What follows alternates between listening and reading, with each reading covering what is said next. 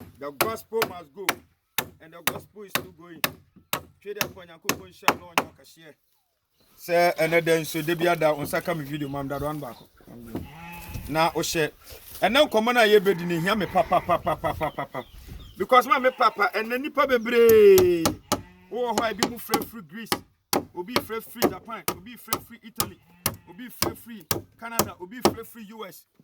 Nipa bebre obu kra say o na me 80s say kra there. Me tie on church no magi Yesu adi. But let me tell you something. And chere bi ni adesua bi ko so Christosum ama me papa. E bra so see yi bi free mutirim. Chere ni pa o. And obi a beji Christo dia, opesu odi. Obi a beji Christo dia, opesu odi. Ba ma menka se mi ncho. Christosum. Me twem adwu de se bi so. Christosum.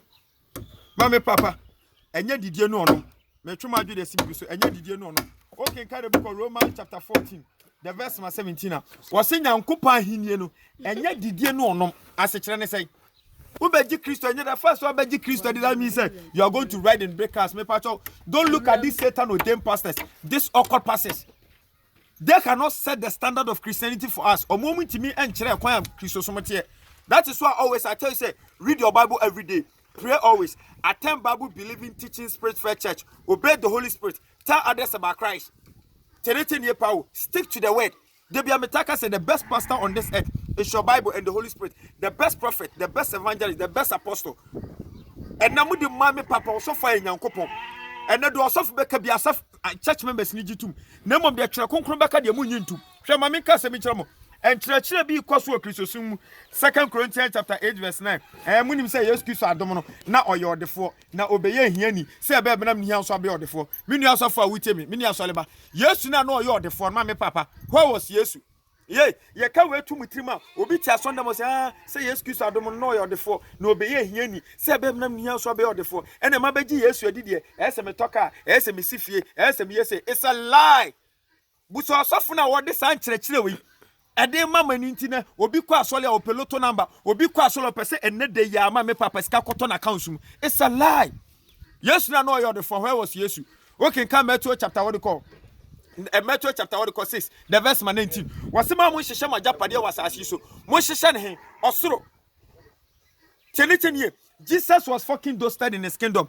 He came to be poor on this earth so that you and me will live the same life as he led. And when we die in our righteousness, Mama Papa, you also inherit his kingdom and be fucking dusted as he was. Not on this earth. Colossians chapter 3 verse 2. Wasiba munye no ma wasasi so. Munye no ma wasro. And so na mu Russia demwa. And no ma wasasi so kwa Mama Papa ya twema adwin so. Cheneten ye pa me twema adwin de sibi so. He Ubeji Yesu dia minim se na nipa bebre omo te nyame asem asem ni bie nipa ni ade achi ade asem bia ma me papa omo mo pese mo tie nyame asem a omo follow mo Facebook omo mo pese me send omo message ade achi ade asem bia is increasing and na me phone me saw me phone na freeze. Everybody want the message because Amos chapter 8 the verse 11 was see ebere biba e kom kase be sisa asasu so enya duane komo ena eje to kom e awade asem tion kom the undiluted word of God eno ho kom na ebeba no teneteni ye pawo mini ejiri ni wo beji nyame dia minim se ne bebre na ni age osofo se de wo ye nyame adwuma de osofo se de o ka nyame asem de akama koma ene de me fa Yesu se be kan ma jokwa osofo mbese oba na me wo bo mesu eye anamo no otuni ye ba ene de me pesa wo te sa teachings we ase Ubeji Yesu dia Philippians chapter 1 the verse 29. Philippians 1:29. Wasi Yesu Kristo adom no enye se mugi ni dinko na mom se ni nti muhunu amane. Eno obi ampa mane no obi epeso ogi Yesu di wagi nyame Yesu nshira wagi Yesu kanko wagi Yesu breakthrough na mom Yesu amane de obi ampe. Hey, let me tell you something. Osafo menu nu ho nensere asole be menu nu ho nensere no cross no crown. No cross, no crown. I can't cast them. Yes, and Munyama any abacosem any in so. Minimum church also for the amount. And you be radio TV so. And then now down home. And your home born church. Hey, mammy, to Tanamambra, Obama Solidia, Ube Dia, Unya Yesua, or Honcho, Etana, and Rantian Catation Mako Bible School, you know. When you're graduating about out, or percent they are down range of them, or percent they will sin solid, or percent they will be or talk at them. Mammy Papa is a lie. Eti Philippians 1:29 wasi Yesu Kristo adom no enye se mugi ni dinko na mom se ni ntimunya dai muhura mane hwa mami mi oni kakra Yesu Kristo na wudi na chi no we can the book of John chapter 16 the verse 20.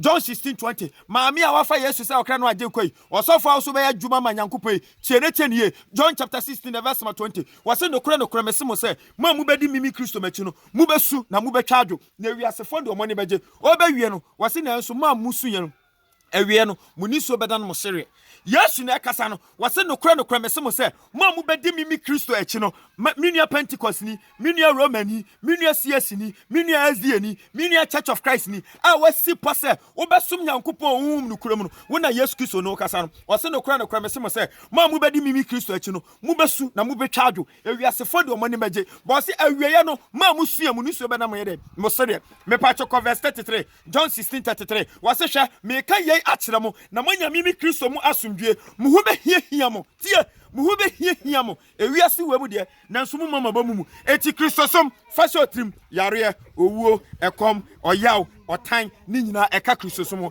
eba enkokomfo ho eba enkomalam ho eba ma me papa enko Satan odem pastor so James chapter 1 verse 22 Bible say enshan onipa so okwa amane mu me papa oto no boase na sa nipa no firim totrota woni ebebu se wo ye nkunimdi abotre hwe ma me kase mi cho ya wa amane ya otini ni amane eni yo odibo eni amane me pacho otini ni amane ni wo kenka de book of ma me papa 1 Peter chapter 2 verse 20 1 Peter 2:20 wase hwe se mu koye bone mu ko bokro no mu ko bodwaman na se mu hu amane emfa so be no wom na mom se mo trene anase mo papa ntino mu hu amane dia na nhira no when your friend say when Nyankopon madom we be say me panyame anu madom me panyame anu madom me pacho nyame anu madom nie nyame anu adom ya ka so obi nyame anu madom a me pacho fa Bible no 1 Peter chapter 2 the verse 20 adom ni nie say wo trene wo papa ntino ya town wo trene wo papa ntino ene do obedi hu kura ho ade no when you ka say nipa no we dey wanya Nyankopon madom me nu agiri ni a wuche me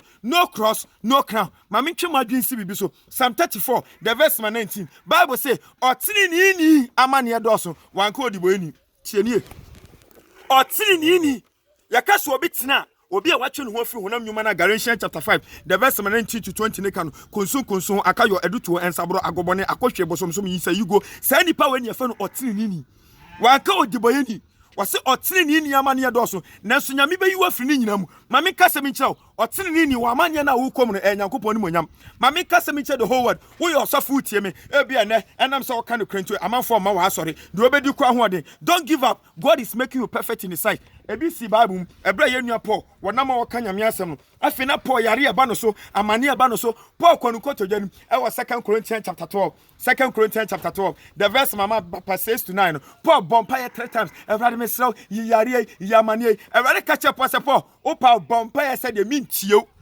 otini ni wo amane no wona hu ni say amane o but God is making you perfect in his sight but dia ba kwa me pese me catch me ni agini bia ma me papa ena awie ena nopai ena nwumre ne saka video say he 1 Peter 5:10 Bible ne say after you have suffered a while then I will settle you and strengthen you and put you back in your right position ebra otini ni kwa amane mu no satam na nyame di siesio tiene na Nyankopon di siesio menu agiri ni ade ba ko pena mpese me ka kyerɛw yane ya Kristofo ye hyehyɛ agapade wɔ sase so ɛna ade ba ko me pese wiasa fa na nyina ti ase na mo hyɛ ne nso nie wo bagi Yesu di a wo ma bɔ na wo tena se matrene a me pacho ade ba ko pena nyame de hyɛ yɛbɔ wa fa sika wa fa hu wiasa hu de ade nyame de hyɛ yɛbɔ yɛ dan kwa 1 Timothy chapter 6 the verse mama me papa 12 1 Timothy chapter 6 the verse 12 wo se kugidie koparo na so dan kwa wasafu tie dan kwa wanka visa wanka ware wanka sika wanka hunya wase so dan kwa wabɔ odin afrɛw uyo Kristoni ɛna ade anyame de ahyɛ oboni wanfa sika enti mimiti wei menye sika memfa ho mensi dan memfa ho man toka memfa ho ma me papa na mmom ade a menya bia mebɔ nyame sobo ɛyɛ dan kwa osofo nka kyerɛ wo da etina na obi bɛkɔ asɔle a na ware na kontuo ni sikasɛm it's not about dan kwa ma me papa nye sika nti na Yesu bewuye etu ase obi pese odi na chi a Matthew 16:24 ma ne mpa no ho achi no onfa na senua mini agiri ni Kristosom yarea owuo amane etima amuti Methodist ma amuti Roman ma amuti CSC ma amuti SDA ma amuti Jehovah Witness no man koye don't give up say no cross what tirinim na no man koye rejoice count it all joy according to 1 Peter 2:20 wasimu mamo ninye because inhranemo Chenie, because the Shanamo, Shamamin Cassabinchamo, a do baby and the Paul, Abrabo to Tom Abrabo. Mammy Papa, it's a good time and no more, dear. That is the time I manage it. A ten bimun chassis, as I call it, they be an Eniagisa. Yes, Meniaji, because I have Christ, meaning baby Ameko, Edim baby Mammy Papa, Manamo the ACC, Mechuma do the CB so. Yenia Paul. Ekasemi, Romans chapter 8, the verse 35 to 38. Romans chapter 8, the verse 35 to 38. Was it the end of a bet my 30 minutes pontem or time?